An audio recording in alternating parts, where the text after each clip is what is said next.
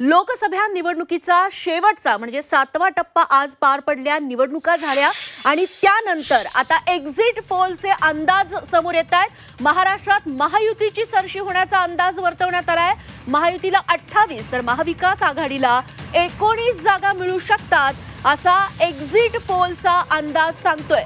भाजपच राज्यात मोठा भाऊ ठरणार असंही समोर येतंय, मात्र 45 पारचं भाजपचं स्वप्न भंगणार अशी शक्यता देखील एक्झिट पोलचे आकडे वर्तवतात।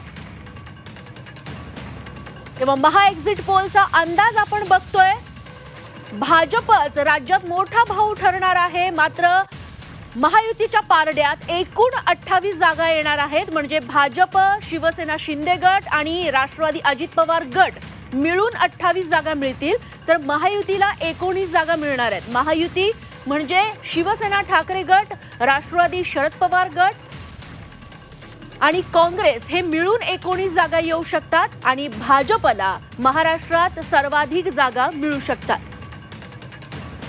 आपण स्क्रीनवरती बघतोय महाराष्ट्राची आकडेवारी, भाजपला 23 जागी यश मिळू शकतं असा एक्झिट पोलचा अंदाज सांगतोय। शिवसेना शिंदे गटाला 4 जागा। आपण सगळ्या एक्झिट पोलचा सरासरी पोल देखील महापोल आपण बघतोय। TV9 Polstrat, news 18, times now, ETG, news 24, republic आणि इंडिया टीव्हीचे एक्झिट पोल सांगतायत।